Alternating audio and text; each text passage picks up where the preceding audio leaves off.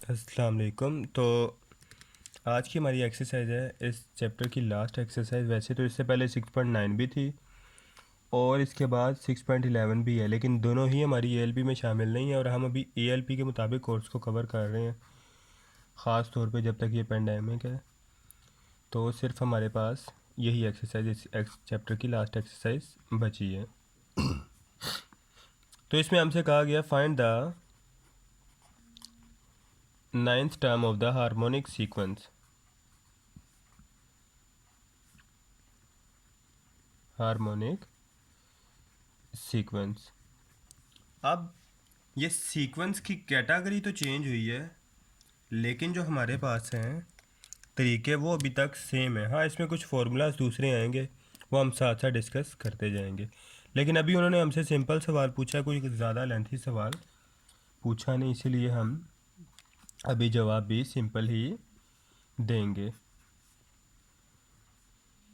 इस दफ़ा वाली जो हमारे पास सीक्वेंस है ये ओवर की फॉर्म में है, इसीलिए उन्होंने इसका नाम भी चेंज रखा है हार्मोनिक सीक्वेंस। तो हार्मोनिक सीक्वेंस तो है, लेकिन वो कह रहा है कि ये A1 है, हमें इसका A9 बताना है।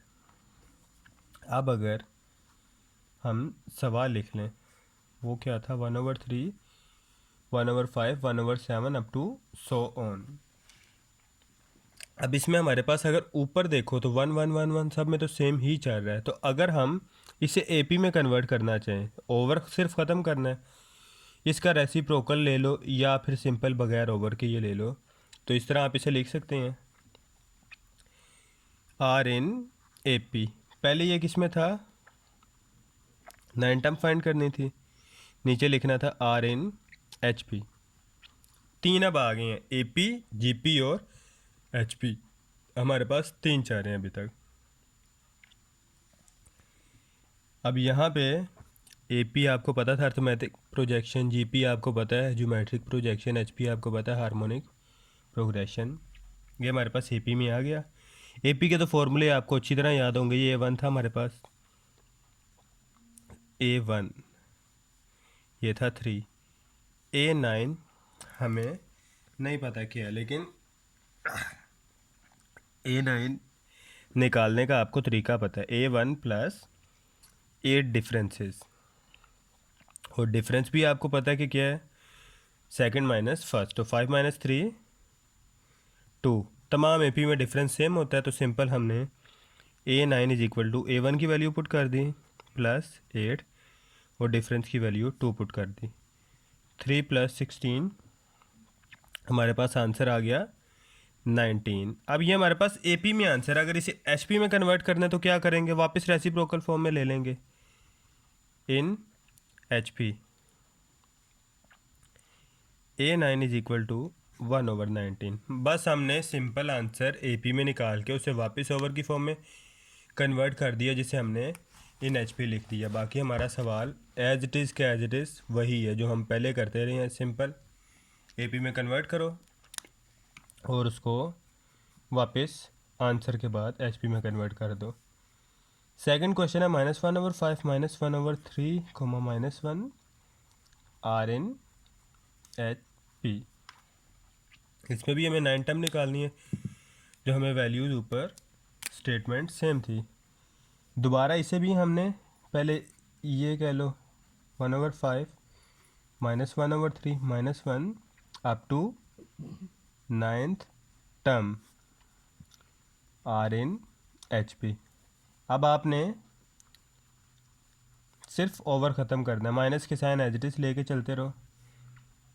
लिखो are in A P. Difference भी आपका निकल आएगा। A1 हमारे पास क्या है, -5, डिफरेंस क्या है, -3 -5 -3 + 5, तो डिफरेंस है आपका +2 का जो ऐड होता जा रहा है। अब A9 का फॉर्मूला क्या है, A1 + 8D। A1 आपको पता है क्या, -5 + 8, D आपको पता है कि 2 है, -5 + 16, तो हमारे पास आंसर आ गया 11। अब अगर इसे AP में करना हो तो A9 ऑफ एच पी, ये ए नाइन ऑफ ए पी था, ए नाइन ऑफ एच पी क्या हो जाएगा 1/11। यहाँ पे हमारा सवाल ख़त्म हो गया। तो हम अगले सवाल की तरफ चलते हैं। अगला हमारा है क्वेश्चन नंबर 2 का पार्ट 2। तो स्टेटमेंट लिख लेते हैं हमारे पास इसकी। Find the 12th term of the following harmonic sequence. जो एच पी में सीक्वेंस होता है उसे हार्मोनिक सीक्वेंस कहते हैं, इसमें कोई इशू वाली बात नहीं है। इसी तरह जो जी पी में सीक्वेंस होता है उसे ज्योमेट्रिक सीक्वेंस कहते हैं, और जो ए पी में सीक्वेंस होता है उसे अर्थमेटिक सीक्वेंस या ए एस कहते हैं। तो find the 12th term of the following harmonic sequence. अब जो इसकी हमारी स्टेटमेंट है वो क्या है, जो क्वेश्चन है 1/3, 2/9, 1/6 अप टू सो ऑन। अब हमें पता है कि हमने इसकी 12th टर्म बतानी है, A12 हमने इसकी बतानी है। अब फ़र्क ये है कि ये अभी तक हमारे पास है हार्मोनिक सीक्वेंस में या एचपी में। अब इसे कन्वर्ट करेंगे दोबारा एपी में। अब उसका तरीकाकार आपको पता है, रेसिप्रोकल लेते हैं। लेकिन इसका रेसिप्रोकल क्या हो जाएगा, रेसिप्रोकल तो आपको पता है ना, किसी चीज़ को ऑपोजिट कर सकते हैं, कर देते हैं। 3/2 है तो ये 2/3 हो जाएगा। नीचे वाली वैल्यू ऊपर, ऊपर वाली नीचे। अब हमारे पास पहले स्टेटमेंट सिंगल लिख लेंगे, बता देंगे कि ये हमारे पास एच में है, फिर उसे ए में कन्वर्ट कर लेते हैं। अप टू सोन कहाँ तक, कौन सी टर्म निकालनी है हमने, 12th टर्म। साथ आगे लिख देंगे आर इन एच पी। अब इसी को ए में करना है तो 3 आ जाएगा। ये रेसिप्रोकल होगी तो ये 9/2 बन जाएगा, और ये रेसिप्रोकल होके 6। तो अप टू सोन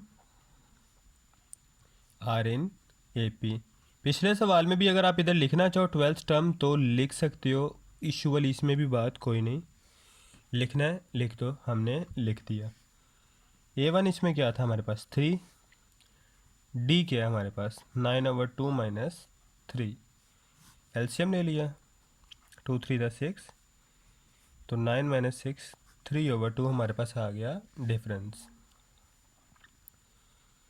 अब हमें 12th टर्म लेते हुए कोई इशू नहीं, A1 प्लस 9D, मतलब 9 डिफरेंसेस ऐड करने हैं।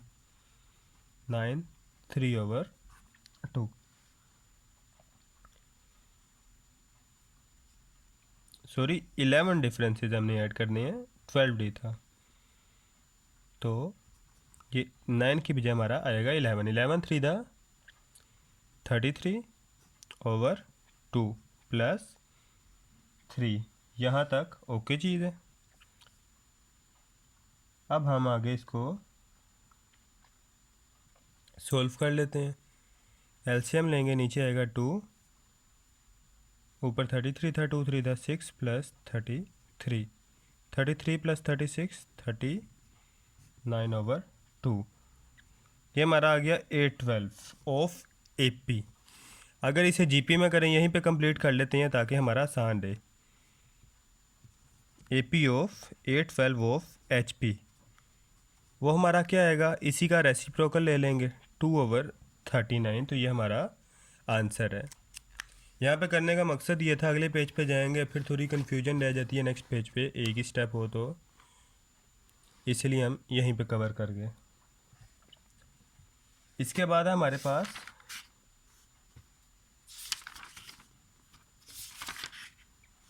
क्वेश्चन नंबर 6, इसी एक्सरसाइज का question number 6। The first term of n the first term of an HP is -1/3, and the fifth term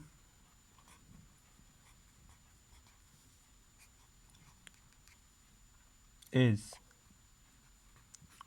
1/5। Find its ninth term. वो कह रहा मैं तीसरी टर्म पता है और पांचवी टर्म पता है एचपी की, तो हमें बताओ इसकी नाइन्थ टर्म। तो सॉल्व कर लेते हैं, तो इसमें भी ज़्यादा झिझकने वाली बात नहीं है। सवाल हम कोशिश करेंगे आसान से आसान ही रखें। A1 ऑफ HP, HP का A1 क्या है हमारे पास -1/3। ये जो हमारे पास फर्स्ट टर्म थी वो कह रहा था -1/3, और जो फिफ्थ टर्म है ऑफ HP है वो हमारे पास क्या है A5 ऑफ HP, वो थी हमारे पास 1/5। अब इसी को जब AP में कन्वर्ट करेंगे, करना आता है ना, A1 of AP, A5 of AP, इसका रेसिप्रोकल ले लेंगे तो -3 आ जाएगा, इसका रेसिप्रोकल ले लेंगे तो 5 आ जाएगा। अब अगर हमारे पास A5 आपको पता हो तो A5 का एक और फॉर्मूला है A1 + 4D, और A1 यहाँ पे हमारे पास कितना था -3। दोनों को अगर प्लस माइनस करें तो हम इजीली सॉल्व कर सकते हैं। वो किस तरह, उसको देख लेते हैं। यहाँ पे हम करते हैं एडिंग बोथ,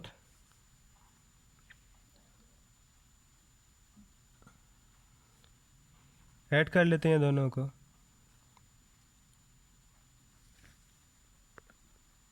तो हम क्या करने लगे थे, दोनों को ऐड करने लगे थे, लेकिन उससे पहले एक छोटा सा स्टेप और करते जाएं। A5 की बजाय इसकी वैल्यू आ जाएगी, वो क्या थी 5। HP वाली नहीं लगा देनी, HP वाली नहीं लगा देनी, उससे क्या होगा हमें ही कन्फ्यूजन होगी। 5 = A1 + 4D, और दूसरी तरफ क्या ले लेंगे A1 = -3, इन्हें ऐड कर देंगे, add 1 and 2। A1 sorry add नहीं, सब्ट्रैक्ट करना था हमने, तो सब्ट्रैक्ट कर लेते हैं, सब्ट्रैक्ट कर लेते हैं। सब्ट्रैक्ट करने पे साइन चेंज होंगे, ये प्लस का हो जाएगा और ये माइनस का हो जाएगा। 5 + 3 8, यहाँ पे आ गया 4D, D इधर ही रहा, 4 उधर जाके डिवाइड हुआ, 4 1 4, 4 2 8, तो डिफरेंस हमारे पास क्या आ गया 2 का डिफरेंस आ गया। आसानी से हम AP निकाल सकते हैं, AP निकले तो कभी भी हम उसे HP में लेके जा सकते हैं। तो देख लेते हैं हमें क्या चाहिए था, ninth term of AP, find its ninth term. A9 किस तरह आ जाएगा, A1 + 8D, A1 क्या था हमारे पास -3 + 8, D क्या हमारे पास 2, -3 + 16, तो A9 हमारे पास कितना आ गया 13। अब इजीली हम HP में बता सकते हैं, तो यहाँ पे लिख देंगे हम A9 of HP। A9 of HP हमारे पास कितना है 1/13, रेसिप्रोकल फॉर्म में दोबारा लिख लेंगे, तो ये हमारे पास ये भी पार्ट इसका ख़त्म हो गया। आगे आ जाते हैं इसके नेक्स्ट पार्ट के ऊपर। तो नेक्स्ट पार्ट है हमारा क्वेश्चन नंबर 7, तो उसे भी नोट कर लेते हैं। क्वेश्चन नंबर 7 में वो हमसे कह रहा है if 5 is the harmonic mean. अब पहले हमें पता था AP पे थे, फिर AM पे आए, फिर GP पे थे, फिर GM पे गए, अब HP पे हैं तो HM पे आ गए, और ये इस एक्सरसाइज की और इस चैप्टर की भी लास्ट टर्म है, मतलब 3 टर्म्स हमने पढ़ी हैं, AP GP HP, फिर हमने 3 पढ़ी हैं AM GM HM, और ये बस लास्ट ही हमारे पास टर्म है। If the 5 is HM between 2 and B, find B। कह रहा 5 जो वैल्यू है वो पाई जाती है 2 और B के दरमियान, मतलब 2 है फिर 5 है और फिर तीसरी वैल्यू क्या है B, ये जो मिड में है वो क्या है 5 है। कह रहा है ये 2 और 5 है, तो बताओ B का नंबर क्या होगा, B नंबर फॉर्म में B की वैल्यू क्या होगी, तो ये भी फाइंड कर लेते हैं। वो कह रहा है 5 इज़ मतलब 5 का हार्मोनिक लिया, मीन लिया, तो हमारे पास आंसर आया 2। 2 और बी का लिया तो हमारे पास आंसर आया 5। वो कह रहा, आप बताओ बी कौन सा नंबर था जिसका हार्मोनिक मीन 2 और बी का लेने से आंसर 5 आया। 5 is H M between 2 and b. तो इसको किस फॉर्म में लिख लेंगे, 2 और बी। वो कह रहा है 5 इसका एच एम है, तो सेंटर में लिख लेंगे आर इन एच पी। अब इसे एच पी फॉर्म में ही, वो विदाउट ओवर के बगैर थी, तो अगर ए पी फॉर्म में करेंगे तो क्या होगा, ओवर में आ जाएगी। 1/2, 1/5 और 1/b। तो अब हम यहाँ पे देख रहे थे कि हमारे पास ओवर की फॉर्म में नहीं आया। तो लास्ट टाइम तो हमने बताया था कि ओवर की फॉर्म में हो तो ही एच पी में होता है। तो इसकी ज़रा डेफिनेशन दोबारा हमने एक दफ़ा नज़र से दोहराई है। तो उसमें वो बता रहा है कि हम कह सकते हैं कि कोई वैल्यू एच पी की है, अगर उसका रेसिप्रोकल हो तो हमारे पास ए पी में आंसर आ जाए। मीन एच पी की आसान डेफिनेशन है कि ए पी का रेसिप्रोकल हो तो एच पी का रेसिप्रोकल हो तो ए पी। अब हम इसमें आगे चलते हैं। जी हमारे पास वैल्यू कन्वर्ट हो गई थी A P, are in A P. या अब ए पी में हमारे पास वैल्यू, तो ए पी का ना अब जो हमारे पास है, जो अब इसकी हमने वैल्यू निकालनी है, तो वो देखते हैं कि हम कैसे करेंगे आगे सोल्व। अब चूँकि पहले जो वैल्यू थी उसमें हमने जी एम फाइंड किया हुआ था, 2 और बी के दरमियान का जो जी एम नहीं सॉरी एच एम था, वो क्या था 5, मतलब कि उसका मीन निकाला गया था। अब ए पी में कन्वर्ट हो गया। ए पी में ये खुद मीन है, मतलब कि मीन इज़ इक्वल टू, अब मीन किस तरह लेते हैं, दोनों वैल्यूज़ को प्लस करेंगे और 2 पे डिवाइड कर देंगे। यहाँ तक तो सबको क्लियर है। लो जी एलसीएम ले लेते हैं। अब ये वैल्यू आपस में मल्टीप्लाई हो रही है, मल्टीप्लाई 1/2, जब रेसिप्रोकेट होंगे तो ये इससे मल्टीप्लाई होगी, या सीधे लफ्ज़ों में सेकंड और थर्ड वैल्यू मल्टीप्लाई होती हैं, तो हम 4b यहाँ पे कर देंगे। ये हमारे पास साथ दूसरी तरफ 1/5 मौजूद है अभी तक, इसकी क्रॉस मल्टीप्लिकेशन करेंगे। यहाँ तक अभी तक सबको क्लियर है। 5b + 10 = 4b। 5b 4b इधर आके इससे माइनस हो गया, और 10 भी उधर जाके माइनस का 10 हो गया। b = -10। तो वो कह रहा है जो हमारे पास b की वैल्यू है वो क्या आ गई, -10 आ गई। तो चलें हम अगले सवाल पे चलते हैं। अगला सवाल है हमारे पास क्वेश्चन नंबर 8। क्वेश्चन नंबर 8 में वो हमसे कह रहा है कि इफ़ द नंबर्स, जो हमारे पास नंबर्स हैं वो क्या हैं, 1/k, 1/2k + 1 and 1/4k - 1 are in H S. Find k कह रहे हैं, ये 3 नंबर हैं, ये किस में है, हार्मोनिक सीक्वेंस में। तो हमारे पास के की वैल्यू फाइंड करें। कोई ज़्यादा लेंथी सवाल नहीं है, सिंपल हम स्टेटमेंट लिखेंगे।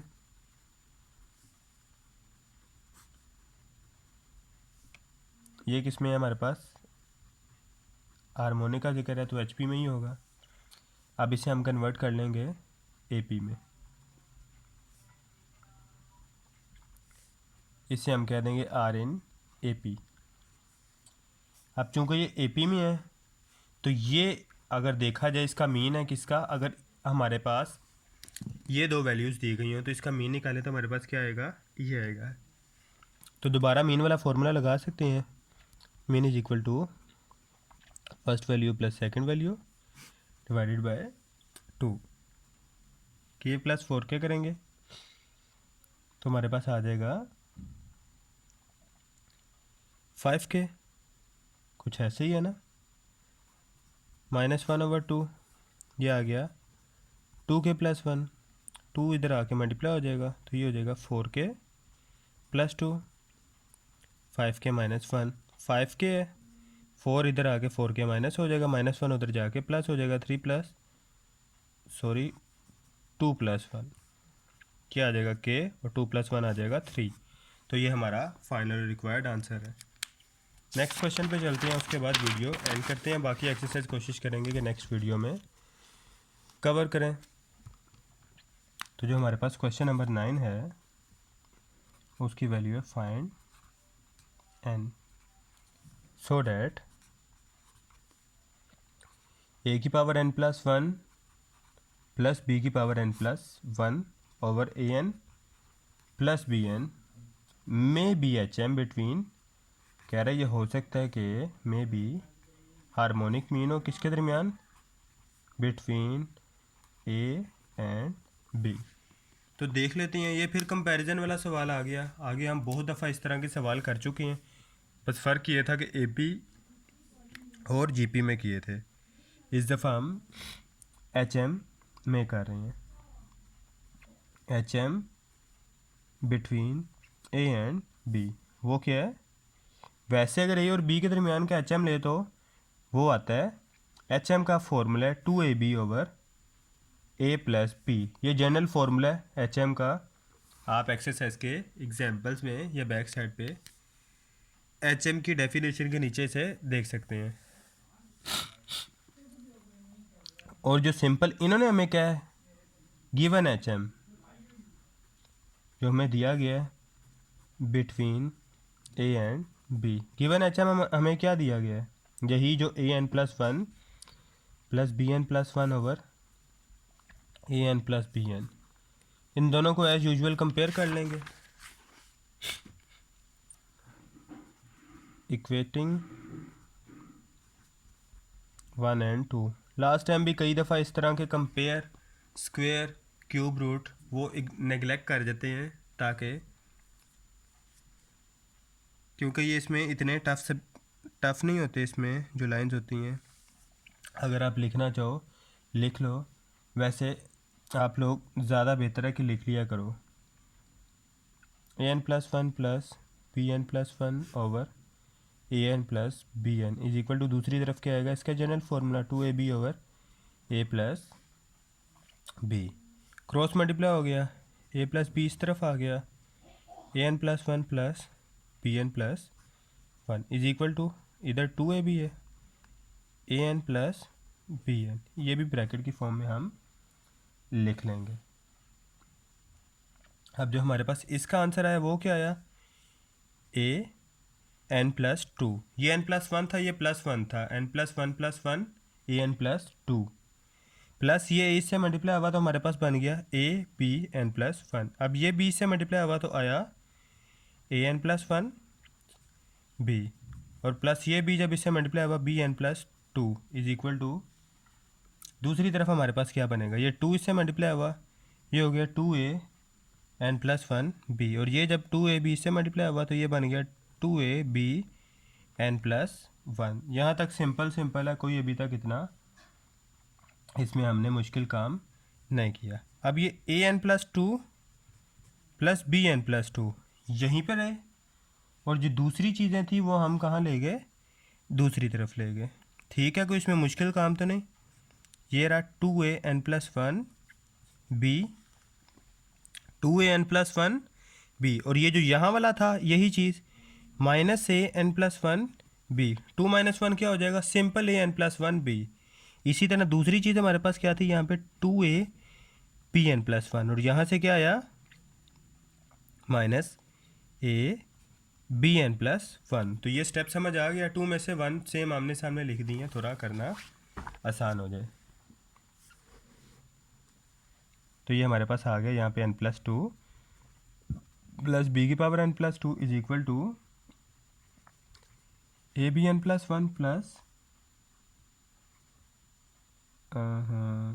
चलो AN + 1 B, वो हमारे से आगे पीछे लिखा गया, लेकिन इसमें कोई इशू वाली बात नहीं है। अब जो हमारे पास ये है AN + 1 और ये क्या है n + 2, मतलब ये क्या हमारे पास टर्म है n के एक बाद वाली, और ये क्या है n के दो बाद वाली, तो ये यहाँ पे ले जाते हैं सेम मिलती जुलती, ये यहाँ पे आके क्या हो जाएगा माइनस का A N plus one b, और ये यहाँ पे A B N plus one पहले का ही है और ये बी एन प्लस टू बाद में आके माइनस का हो जाएगा। अब दोनों में से एन प्लस वन कॉमन आ सकती है, ये एन प्लस वन और ये एन प्लस वन है, मतलब एक ज़्यादा है।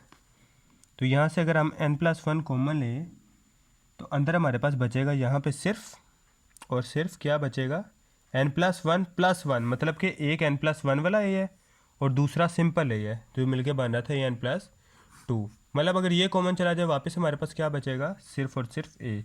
यहाँ से तो ये टोटल कॉमन चला गया तो सिर्फ बी बचा, यहाँ से as it is B common आएगा, अंदर बचेगा A minus B, A minus B से कट आउट हो गया, A N plus one dot one बच रहा है। डॉट वन लिखने का मकसद ये है कि आपको पता रहे कि ये इधर आके किस तरह डिवाइड हुआ और वहाँ पे वन, नहीं तो कुछ ज़ीरो भी कर जाते हैं, इसीलिए थोड़ा सा ये लास्ट दफ़ा भी मैंने इसी तरह का लफ्ज़ यूज़ किया था। अब इसे हम ए ओवर बी की पावर ज़ीरो लिख सकते हैं, ये वापस वन ही बनता है। लास्ट दफ़ा भी हम काफ़ी दफ़ा ट्राई कर चुके हैं। ये पावर मेन कॉमन ले ली, एक्सपोनेंट सेम है तो सिर्फ पावर्स हमारे पास एक दूसरे के क्या आ गई इक्वल, तो एन की वैल्यू क्या आ गई हमारे पास -1। तो यहाँ पे वीडियो का भी एंड करते हैं और इस चैप्टर का लगभग हाफ हमारे पास हो गया है। बाकी नेक्स्ट वीडियो में कवर करते हैं। अल्लाह हाफिज़।